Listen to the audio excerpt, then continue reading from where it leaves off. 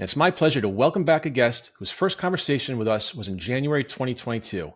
I can't believe it's been 2.5 years. As I said then, John Register is more than an inspirational speaker. His life story is an inspiration to all who strive to achieve their full potential, no matter what adversity we may face. John is a 4-time track and field All-American at the University of Arkansas and a Paralympic Games silver medalist. He's a U.S. Army veteran of the Persian Gulf War, a TEDx motivational speaker. He embraced a new normal in becoming an amputee following a misstep over hurdle while training for the 1996 Olympic Games after qualifying in the Olympic trials in 1988 and again in 1992. An Oak Park, Illinois native, John discovered how to, quote, amputate his fear of disability and founded the U.S. Olympic Committee military sport program in the early 2000s. He's the author of 10 Power Stories to Impact Any Leader, Journal Your Way to Leadership Success. John Register, welcome back to Next Steps Forward. Chris, thank you so much for having me back on the show. I can't believe it's been that long as well. That's why I'm wearing the hat, so you can't see all my gray. Well, as I say, I think I had more hair up here and you had less gray down here, so that's okay. You look great. Great to have you here. So as we mentioned, it's been almost 2.5 years since you've been with us here on Next Steps Forward. Bring us up to speed on what you've been doing since then. Yeah, thank you, and thanks for having me back again. So one of the things I've been really working on is this model around amputate to amplify. It's an action model, which begins with a reckoning moment, hurdling a revision, and then a renewal. And as the acting CEO of the Amputee Coalition as well, I took on that role for about 7 months to really look at how this action model worked in real life. I didn't take the job to do that. I just used that the action model to see if it actually worked. So a lot of times as professional speakers, we say a lot of stuff, but we don't know if it will work in business life or business practice. And what this model really begins is, Chris, is talking about the reckoning moment is realizing that we do not get back what we desire to have back after some type of trauma incident has happened in our life. And once we realize this, then we're free to kind of create something that's new, a new parallel path, a new vision can come up, so to speak. But we have to then commit to that vision. And that's very difficult because there's some forces that hold us back from that commitment. And then finally, it goes into the renewal. And the renewal moment is all about beginning with this rebirth. Can we give ourselves space and grace to grow in the new? And so when I was with the Amputee Coalition as their acting CEO, we're going through some challenging times. And I just use this model to say, okay, this is where we are, folks. We're at a reckoning, and we have to do, what do we want to do? What do we want this organization to be? Who do we want to serve at the end of the day, and how are we going to get there? So let's cast a new vision on how we're going to do this. Is there a parallel path that we can see? So it's getting the right people in place, the right folks on the bus, right seats, right bus, on the bus, and then seeing which way, make sure the bus is headed in the right direction. And then finally, in the renewal piece of, let's think about how we can actually make this run from this rebirth standpoint, where everything is carte blanche, it's a new slate, and we can run it as we choose to do it through our new staff. So that's one big thing that I have really been doing, and that worked out well until we got our new CEO in. I never wanted that position, so we have a new CEO. She's absolutely fantastic, and so we prep the runway for the new person that's going to take over. The second thing I did was I was asked by the State Department, a U.S. State Department, to represent the United States at the World Expo Dubai, which did not happen in 2020. It actually happened in 2021. So my family and I went over to Dubai, and it was amazing to see all these countries and the new sustainable things that they were thinking about from a global perspective. And it was an honor to represent the United States in talking about disability employment, and the business case for disability, as well as some veteran programs as well. And then 3 is trying to determine what I want to do with the business of Inspired Communications International. That's always on the forefront of my mind. So that's what's been up since the last time we spoke. So nothing much. Nothing much. Unbelievable. I don't know how you do it all. So one thing I have to ask you is, I don't remember it from the last time you're on. This is for our viewers, not our listeners. Is that cello over your shoulder? It is a cello, yes. Is it just for looks, or do you play? Sort of both right now. I played in high school, and actually junior high school and high school, and my mother sold it to for me to help me get through college. Then I bought another one. There was a going out of business sale, and I said, I'm going to buy that cello, and I did, and I take it down every once in a while and just kind of scrub the strings a little bit, and it's Love fun. it. It's No. I only play it by myself because no one else will want to hear me play. It's like me singing in the shower. I totally understand. So, John, many people have no idea or appreciation for their family history, while others respect, value, and learn from it in an effort to continue to carry that torch. I put you in the second group. Your dad was jailed in Hattiesburg, Mississippi in the 1960s to exercise his right to vote. An uncle, the Reverend Gloucester Current, was the deputy executive director of the NAACP. He played a key role in organizing the March in Washington for Jobs and Freedom in 1963 and was the last person to speak to Medgar Evers before Evans was murdered by a white supremacist. As far as you're concerned, where's the John Register story begin? Oh, wow. Good question. Deep question. I don't know if I know where my story begins outside of like activism, in that sense. Those stories are so profound to me because I really didn't understand or realize how profound they were at that time. So I often will say to individuals when we're talking about, voter registration, anybody that's trying to take a vote away from you is afraid that you will get the vote. and so we look at our amendments to the United States Constitution, and we talk about the 13th, 14th, and 15th Amendments. And this really talks about that this was the time that African Americans in our country were given the right to vote, but we just were not able to exercise the right to vote for after Reconstruction started happening. So when I look at my dad and going to Hattiesburg, Mississippi, and being jailed there with 9 other white clergy, this is something that was important enough to sacrifice beyond yourself. And so when we look at leadership, and I call myself an inspirational business leader, what do we put on the table? What do we put on the plate that is greater than ourselves that we want to advance forward? So that's one thing I'm learning from him. And then you can see in Hattiesburg now, he has a proclamation that was done by a judge who's a woman, African American, at the same place where he was jailed. So we see progress coming up when people are able to exercise their authoritative right to vote. My Uncle Gloucester, I remember around the dinner table in Thanksgiving, and I'm a little tight. I don't really know all this stuff, but I'm processing it now. No one could talk around the table to argue a point unless they were able to argue the counterpoint. So you had to know positions that people were taking, and then you could make a good case or an argument. And in today's society, Chris, we have a lot of bubbles that are around. In other words, we just stay in our own little bubble, and we think that we're getting all the information, all the news from our own little ecosystem, and we're not. And so we have to do our best to argue, be able to argue another person's point of view to actually understand their point of view. And I think that's the biggest thing of what I begin to learn. So my kind of advocacy journey really is around disability. So all groups, whatever they're trying to fight for is some type of civil rights, really comes out of the African American experience. But while African Americans were trying to sit anywhere on the bus, people with disabilities were just trying to get on the bus. And that's a different conversation because that takes not just moving around a seat, but actually technology to let a bus lower itself to get a person with a wheelchair on, or a person that might be blind or visually impaired.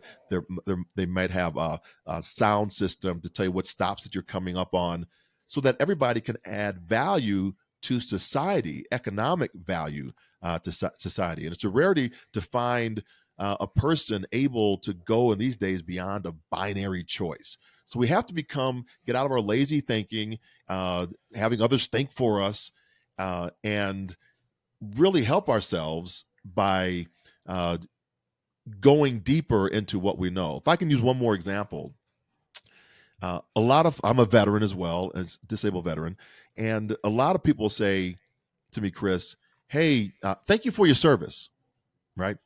And I love that. I mean, because that's, those that have worn the uniform have served. But I think a lot of times because we don't do a lot of civics anymore, we have forgotten what that means. And it means, when I explain it to the person, when I ask them, what do you mean by thank you for your service? Most people say, I want to thank you for going to war, protecting our freedoms. Well, our freedoms are really inside of a document. And what I did my service for, what everybody did their service for, was to protect and defend the United States Constitution against all enemies, foreign and domestic, and I would bear true faith and allegiance to the same. So the question I ask is, when is the last time any of us has read the United States Constitution? And why does it begin with "we the people of the United States" in the preamble, in order to form a more perfect union, establish justice, ensure domestic tranquility, provide for the common defense, promote general welfare, all these things that we see in the preamble of the Constitution. So "we the people" means that the power is supposed to lie with the people. And that's what I think about, is how we can educate and bring people forward to exercise their rights inside of that document that is a living document. We have 7 articles. Why is article number 5 the most important article, which leads us to the amendments? So when you hear somebody saying out there, "you can't amend the Constitution," well, actually, Article 5 says you can. The ratification of it in Article 7, and how many amendments do we have? We have 27 amendments, right? So I think it's very important for us to know that the first 10 are known as the Bill of Rights. What does that mean? And so I won't go through the whole civics lessons on it, but it's important, if we're going to argue a point, to actually know the points that we are actually arguing. And that's what I've learned from them as I continue that legacy forward from my dad and from my uncle. What a novel idea of understanding the other person's side of an argument. Novel. What a crazy idea. We need more of that out there in today's world, unfortunately. Absolutely. So, John, you went to the University of Arkansas on a track and field scholarship. So I'm guessing you've been an athlete for a while. Yes. When did you start running? Once an athlete, always an athlete. Short jumper. When did you start running, and what drew you to the sport and its competitive nature? When I started running in high school, and it was not of my own accord. I found out later. I was a very good baseball player, Chris. I was an exceptional baseball player. I played in the junior pony league because they wouldn't select me to the pony because they already had the team selected. All they wanted people to do was just try out so they could raise revenue for the pony league teams. And so the teams were already pre-selected. When I got to high school, I thought it would be my shot because I batted over 800 in the junior pony league, stole every base, stole home twice, and fielded every ball, threw a guy out from center field when I was playing center field, and I was playing first base. It wasn't on the same play, though. I did not run the ball. You could, though. I could outrun the ball. I got to throw it and get it, play every base, right?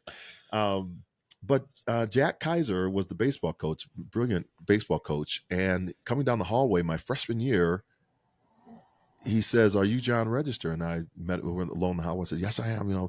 Yes, Coach Kaiser." And he said, "You're going to try out for the baseball team?" I said, "Oh, I'm going to try out. Yes, I'm going to try out for the freshman team." He says, "Well, I just want to let you know I'm not going to pick you." I was like, "What?" So I'm like, "Why? You haven't even seen me play.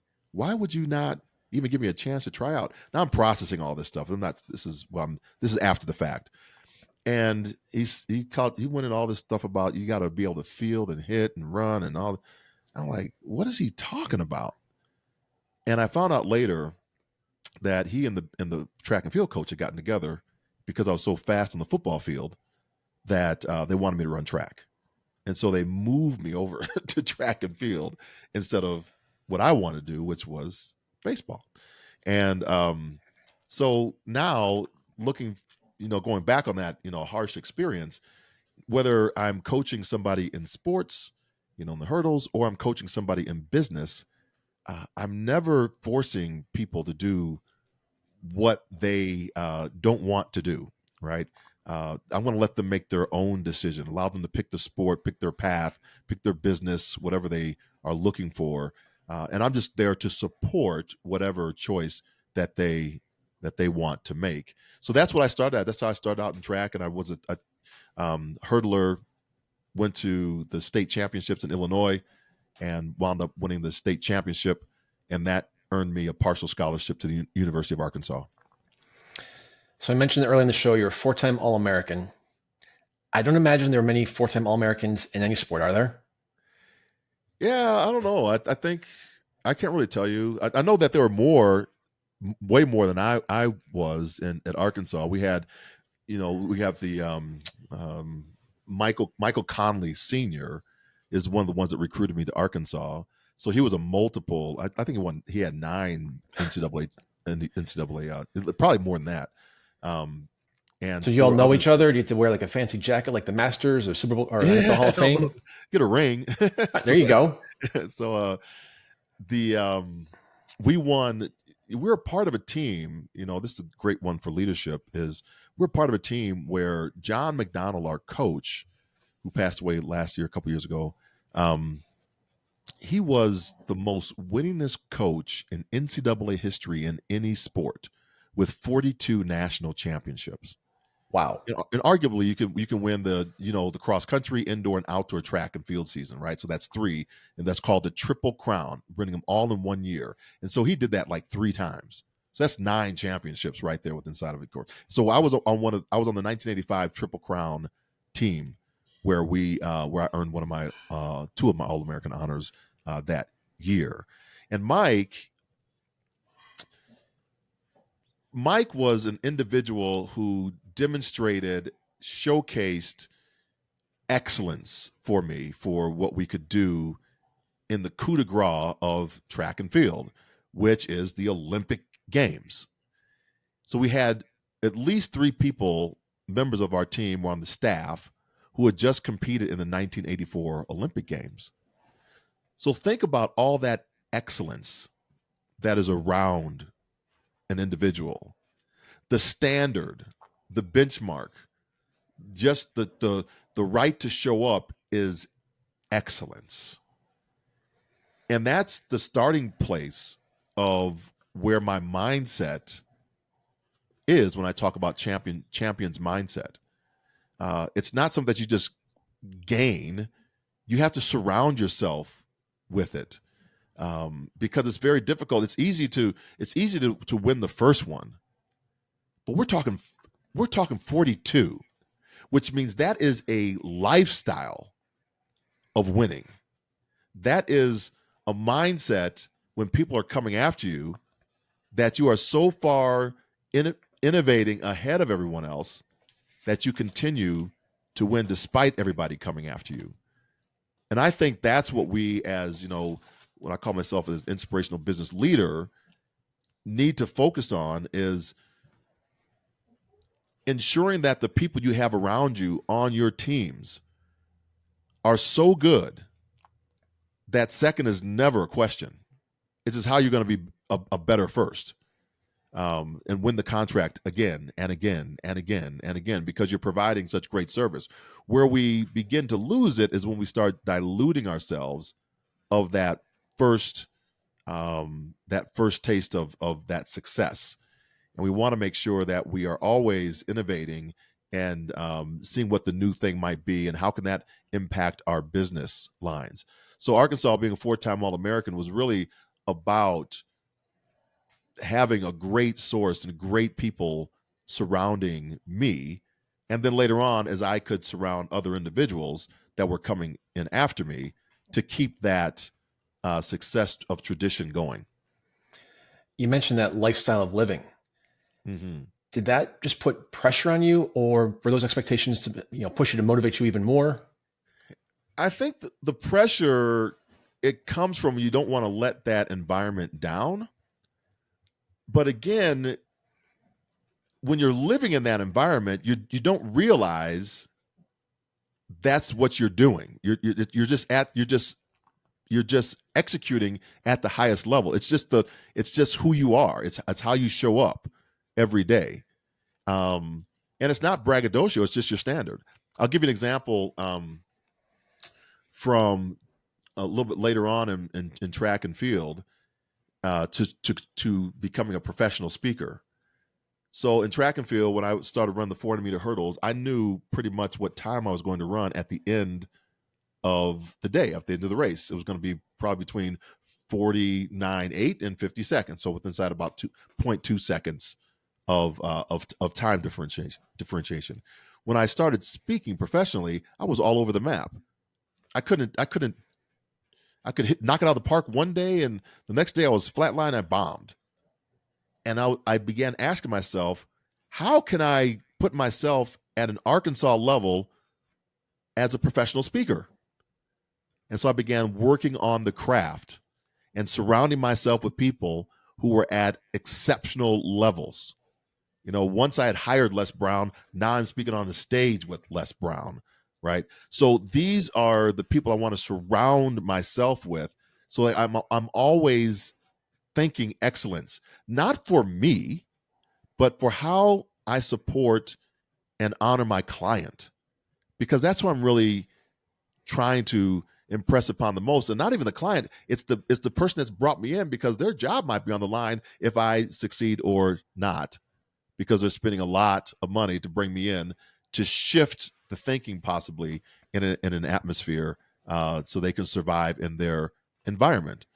And so I think we always just need to elevate on who we're around. And that means not being the smartest one in the room, having somebody cover our blind spots so that we can aggregately, lift together. Let's go off topic here for a second. You mentioned shifting the mindset when you go into an organization. That person or that group or that team has to understand and know that there's something's wrong if they're bringing in an outside coach, expert, whatever you want to call it, leader. How do you, if the situation is tense, how do you diffuse the situation with them trying to be defensive and saying, I'm not doing anything wrong, what we're doing is perfectly fine, I don't need this guy or this person telling me what to or not to do? How do you engage with an individual or team like that? That's a great question. And the reason it's so good is I'm going to answer in two ways. One way is I won't go into an organization like that, right? Because they're not ready to make the change. I work with business professionals who are ready to hurdle adversity, who are ready to amputate the fear, right? So there's a distinction. They are what I call, what you have set up, in the reckoning moment. They still don't even know they got a problem. And I can't help you until you find that you got a problem. So that's one. But if I'm there and I discover it, how I generally show up, I have a methodology of delivering a keynote or a training session that begins with a story, my story, a point to my story, my point to the story, and then the application to the audience. How do I flip it to their vernacular? And then when I flip it to their vernacular, we do an activity inside of that really, really quick off the bat so that they can see their blind spots. Because I'm never going to tell you the blind spot that you have, and you need to discover it. And so my presentations are always for you to self-discover what's going on through my journey. So I want to go deep and expose my failings, my shortcomings, so that you can see your failings and shortcomings faster. And when that's the only way that we can get through my contextual model, is if you actually know that you got a problem. If not, we're going to have a gap between the solution and the problem.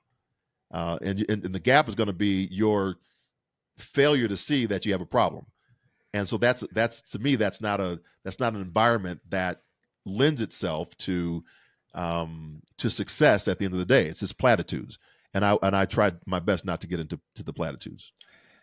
I hope it didn't have you give too much of your secret sauce away there. No, it's all good. I teach it. So it's. So let's switch over to your military service. You didn't grow up wanting to serve in the Army or have a burning desire to become a soldier.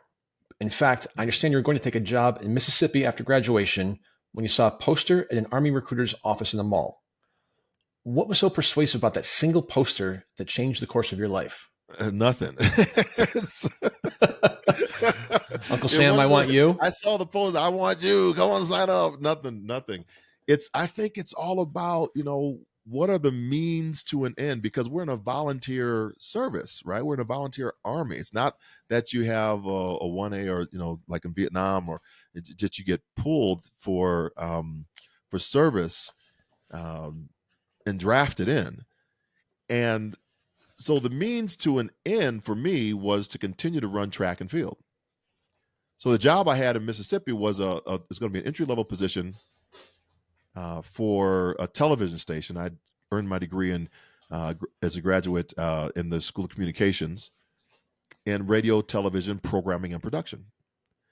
And I was going to, if I didn't find a way, I was going to give up my dream of trying to make the Olympic team and start working for this local NBC or ABC, whatever affiliate in Mississippi. Walking through the mall that day, I saw the Air Force, and the only other thing that would take me away from track and field was to run or actually to fly aircraft, and that's what I wanted to do. So I took all the spatial testing for the Air Force and passed with flying colors until they gave me that dot test to see colors, and I found out I was colorblind. I was like, oh man. So then I'm kind of dejected and walking through again, and the Army said, well, hey, we don't care whether you're colorblind or not. I want to know if you could lift a rifle up. But the poster I saw was a world-class athlete program, Army sports poster, and track and field. And the recruiter said, yeah, this is how you make that team. You can make this world-class athlete program team and train for 2 to 3 years prior to the next Olympic Games. And that caught my attention because it became a means to an end. My girlfriend at the time, Alice, who became my wife, and I were pregnant with our son, John Jr. And I said, oh, twofer. If I'm in the military, they'll pay for my kid to get here. So I joined the Army for very selfish reasons. It wasn't until in South Carolina, Fort Jackson, I'm walking across the parade field, eyes right, and I'm looking at the military officers, and it dawned on me how many people had walked this same path that I was walking to protect and defend the United States Constitution. And that's when I got it. That's when it hit me. That's when I wanted to be a lifer. Before I left that parade field, I knew I wanted to do 20 years in the military. I want to be a part of that legacy. And it was like a ton of bricks that just bowled me over. I just got very, not just nostalgic about it, but I just understood, even though I was counted as 3/5 of a human when the Constitution began, the 15th, 16th, that thing could be amended. People, it could be amended. Now I can show up as my full authentic self. Earn rank. I could see a pathway, and I wanted to become a military officer. And before I joined, I didn't know if I would just want to even do 4 years. Operation Desert Shield, Desert Storm came up, and I served over there, as I said earlier. But even now, I'm supporting my niece, who is in right now. She's a parachute rigger in the Navy. She's just in under 1 year. And so the reason for joining is to understand that there's a purpose that is higher than oneself. It's to test one's mettle, to show your mettle. I call showing your mettle is that's what we talk about as amputees. Don't hide who you are. Show who you are. Show up so that you can learn that there is more in you than you actually think. To show you restraint on why war should always be a last resort. It's too easy for politicians these days to send troops into battle without anting up any of their children. I think you have the title for your next book, my full authentic self. The full authentic self. There you go. I love that. And then you talk about showing your mettle. So I love that analogy. And then you mentioned about don't hide. And I want to introduce you to who's now a friend, but also a past guest, Ruth Rathblot, who was born without a limb. Yep. And she's doing this whole unhiding is her thing. And so I just love this Ruth. Mindset. Of course you do. Everyone knows Ruth, right? Everyone knows you. She's awesome. So, John, you served in active duty almost 30 years ago. Yeah. Would you encourage young people to join the military today? And depending on your opinion, why or why not? Absolutely. I think I said a little bit earlier. Yeah, I think it's there is a purpose higher than ourselves, right? I think that's the first reason. It's to test who you are, because a lot of times that's we're coming out of high school or even college. We think we know who we are, but we really don't know who we are. We don't know our character until it's actually tested, until there's actually some stress on our character. If a person has received, like in high school, all A's and they've never had a failure in their life, I'm really leery about those type of individuals, because the first time they have a failure, what are they going to do? How are they going to respond to it? Are they going to freak out and burn out? We don't know, because there's no test that's been on it. In the military, you're always going to have some type of failure. You're going to have a failure in basic training, because they're going to switch leaderships and they're going to fire you from a job. So that at least you get a chance to fail. Even if you were doing a great job, you're going to fail. So I think it's really good to understand your limitations, and understand that you can press beyond your limits. That it's great to understand that not everybody gets a medal. You have to, those things are earned. I use this analogy a lot now, because I went to my first rodeo last year, and they have this thing called mutton busting. Have you ever seen that, Chris? Mutton busting. So they get these little tykes with these helmets on, and they dig their claws, their hands, into these sheep, and they hit the sheep on the hindquarters, and they take off. And usually after about 10 meters, the kid falls off. They just roll one side, they roll the other side, and they fall off this thing. Well, there's one little gal, she gets on, digs her hands into the sheep wool, and they hit the hindquarters, and they have to have the clowns or whatever the folks are to go chase after her, because she goes all the way across the arena. She can't get off the thing. She's just holding on for dear life. She's going all the way across the arena. I was like, I stood up, I'm applauding, I'm cheering, because everybody else, all these little kids, these guys and gals, falling off. And when they came at the end of it for the awards, they all got the same award. And I was like, no, she gets the best award. She won. She went across the whole arena. Where everybody else, how is it fair that she went across the whole arena and these other kids fell off at 5 meters, 10 meters, and they get the same thing for the same effort? No, I disagree with that. And I think the military teaches us that there is more to us, and that we can be rewarded for what we have coming up next. That's how we make our rank. It's how well we are positioned in our potential for the next level of service that we have. So I've been to one rodeo. It was the Houston rodeo about a decade or so ago. And similar to that, the one thing I remember was they had kids ages probably like 10 to 13, 14, and there were calves in there. And so you basically, you chased the calf, you roped it, and you tied it up, and that's what you took home that day. So everyone got the same prize, just a different calf. Different calf, right? If you caught the calf. If, exactly. Yeah, but that's good. You can do that, right? You can get the calf, but you got to catch it. You got to catch your dinner. So you didn't catch a calf, you don't take dinner. one home. Nope. No dinner. You don't eat. John, just as we did in January of 2022, let's take some time to talk about a very difficult day. Your hurdling accident was absolutely horrific. You landed wrong and severed an artery that resulted in the amputation of your leg. I've never heard of an accident of that severity happening in track and field. Did you realize the severity of the injury right away?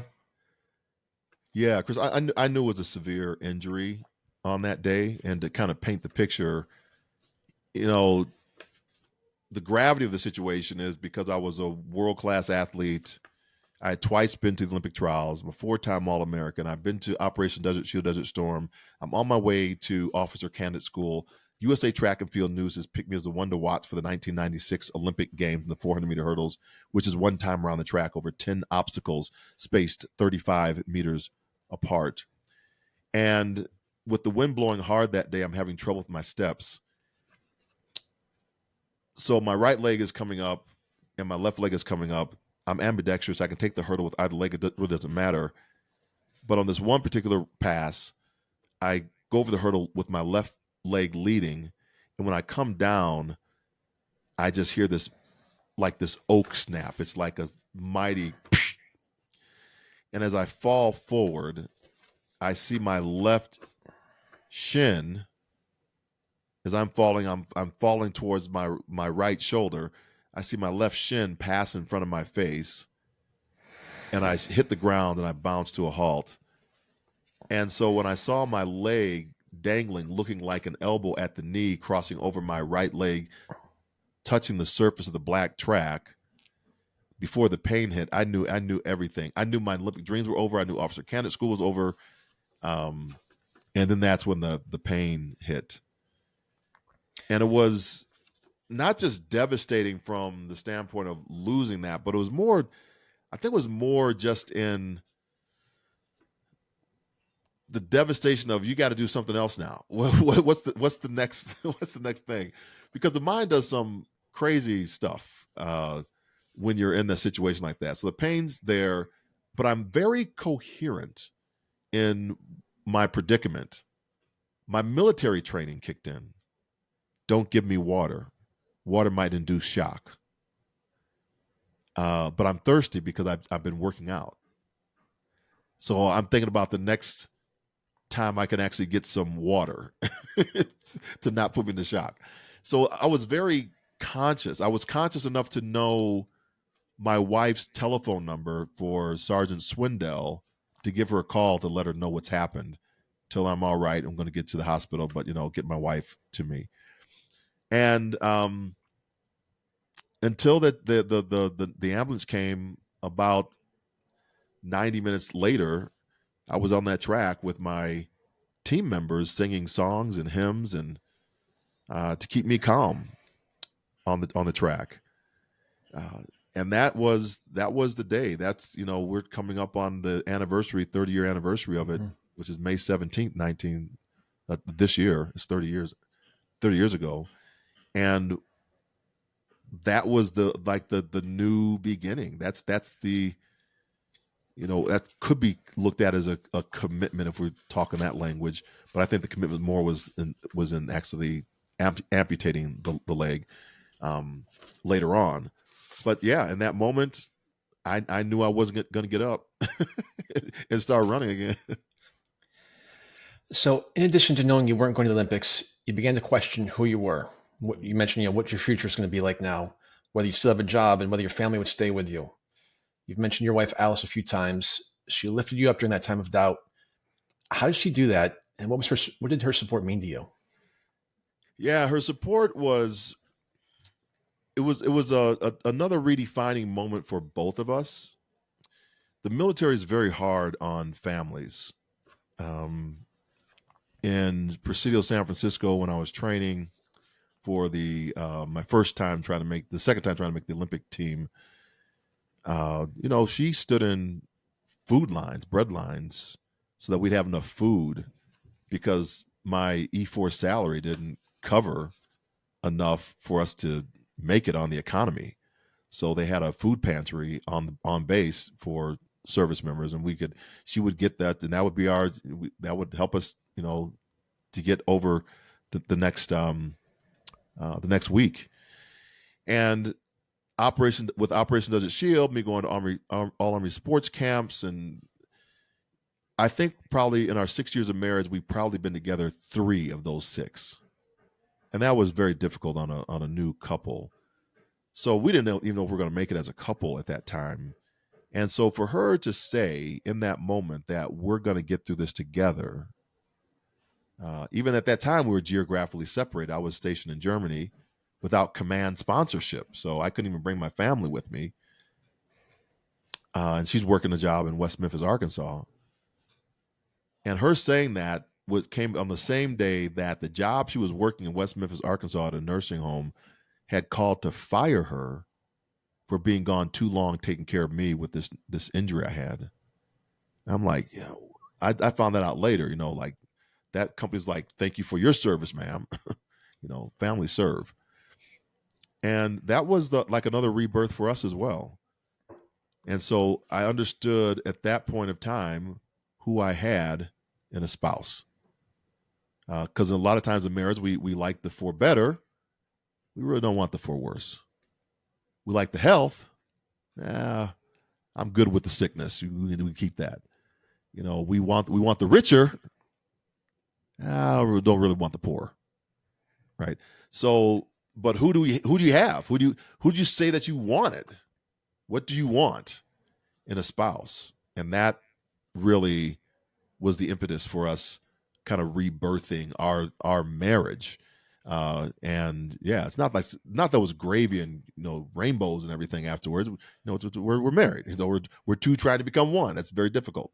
But now we're at 35 years with this person who said it's just our new normal. We're going to get through this together, right? So everything has become our mantra. It's become our cry for every disagreement, every argument that we have, every time we don't see eye to eye on something. We'll get through this together. It's just our new normal. We can make it, right? And so I think that's been our rallying cry for our lives. Love that.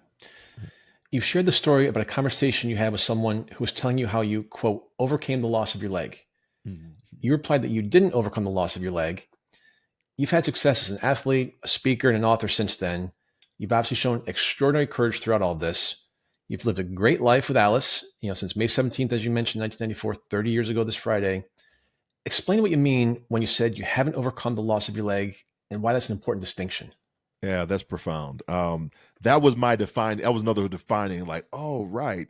One of these moments that was an aha moment because I could not articulate when I first started speaking, what the difference was, because I didn't know a difference. I was just saying what everybody else was saying. We just got to overcome the adversity. You just have to have grit. You just got to pull yourself up. You just got to move out. And I was like, there's something else, right? Yes, those things are necessary. Yes, we have to have resilience and grit and all, but there's something else. There is an honoring that we don't really overcome what we've overcome. So I said to my friend that day, I was about to do a TEDx speech, and he was trying to talk me into staying in the TEDx because I was about to pull myself out because I wasn't saying anything else. I wasn't saying anything. I was saying platitudes like, how'd you overcome the adversity, John? Well, it was my faith. It was my family. It was my freedom. There was my faith, my family, my friendships that equaled my freedom. Blah. What are you talking about? I need help here. What are you talking about? And you just got to have grit. You just got to grit through it, right? What are you saying? How do I do this? And I realized when we were having this heated discussion, and I blurted out after he said, but you overcame so much. You overcame the amputation of your leg. And I said, I didn't, because had I overcome my amputation, I'd have my leg back. And I was like, oh, we both kind of sat back, right? We're like, oh, right. And it was so obvious, but not. Because we think, and people were saying to me, you've overcome the amputation. And I had not overcome the amputation. Because if I did, I'd have my leg back. So what was it then that I overcame? It was my mindset that told me that is what I overcame. Right? It was my mindset that said, who told me that this was something to be overcome? Who told me that my wife might leave me because of this amputation? Who told me that? Who told me that that I'm now looked upon differently because of my disability? Why am I believing this? What's going on? Why am I believing this? And so it's our mindset around the things that people tell us. And it's other people who believe for us what we can or cannot do, which is often based upon what they believe they could or could not do if they were in our situation. That's what we overcome. We overcome the person that tells us that you'll never run again because of you're now using an artificial leg. We overcome society Who told me in society that that I was less than? I watched the Walt Disney movie Captain Hook and Peter Pan. He's the villain. He's the antagonist. He's an above the wrist amputee. Had his arm bit off by TikTok the crocodile. He's scaring the Lost Boys in the movie. So Disney and other movies have showed us that people with disfigurements are the villain. So I have to overcome my mindset of what society has dictated to me is now I'm a villain. It's even in my own skin as a person of color, black man, and living in America. Everyone that sees on television at night, on the news, or in the media, or in the movie theaters, what's the nomenclature that comes up? What's my stereotype? What's my archetype that people see of me? So that's what I have to overcome. Despite what others are saying, what others people think, I know how I can show up. And that's the commitment to the new vision that I talk about. The commitment that despite what society says, despite what other people say, I can still show up as my full, authentic self. And I'm okay with that. And once I make that commitment, I'm now in the rebirth of the renewal process, which is it's very hard to be there. Most people can't get there. They think they're there when they're actually in the reckoning moment, because they think they can go back to the way it used to be. When the doctor, Chris, took my leg off, I don't get my leg back. That's a commitment. That's the commitment. And so, answering your question, that encompasses this whole thought process of what I now teach to business leaders who are ready to commit to that thinking. That, it's not really about what happened in 2019 and going back to those levels. Can you commit can you honor where we are right now? Can you honor that someone had to watch their loved one die behind a plexiglass window during the pandemic? Can you honor the space that in the global economy, that there was a whole country that was kind of wiped out during this? Can we honor that? Is that really affecting our supply chain? Can we honor the fact that so many pilots quit and left their jobs? And now when you're trying to run for your flight and your flight's delayed or canceled because they didn't have enough pilots to backfill, can we honor that space so that we are in a new environment? So I think that's what we have to look at when we're talking about this in the new normal environment. Your book is titled 10 Power Stories to Impact Any Leader, Journal Your Way to Leadership Success. Is this book just for people who run groups or businesses, or should we consider that we're all leaders or can be a leader? Well, I'll tell you why the book was written, and then I'll let you all answer that question. It was written, Secretary Mike Pompeo asked me right before the pandemic, I think it was on February 27th, to come speak to the chief of missions dinner for all of our United States ambassadors. If you know anything about our ambassadors, half of them are career people and half are appointees. And so we're in a space where the pandemic is spreading around the world. The career ambassadors are being asked to leave their post and take the expats with them back home because the countries are shutting down. But we in America don't know if it's going to happen yet. We got to follow the policies of the administration. They can't get their expats back through countries like Germany or France or England because those countries have shut down and they're not allowing people to travel through. So now it's shelter in place in those locations, and they're seeing death at their doorstep. While in America, we're trying to figure out, is Florida going to shut down, or is Texas going to stay open, and all these things. So the book was written as a leadership book. It doesn't matter if you're right or left. How do you lead in that environment? Because that's what I saw. We're about to shut down in America. How do you lead? So I gave 10 of my own stories that I usually don't share from the stage. And the lesson I learned from each one of those stories, the lesson I learned. And then at the end of each chapter is a challenge for whatever you heard in that story, write that down for your own story so that you will have at the end of the book 10 stories, power stories of your own that you can now use to lead when crisis comes up. That's why I wrote the book. That's why I put it really quick on Amazon and did it myself, and just to get it into their hands, whether it would help or not. This was my offering to try to help in that space. Now it's in a paperback. And so you can do the same thing. You can read the stories. The stories are, it's not a hard read. It's very simple. It's very simplistic. I wrote it really fast. So don't judge the book like that. Just look at the stories that are there, and does it help you? That's what I want. That's what I want to do. So it can be for folks. I just did a whole thing on it right now.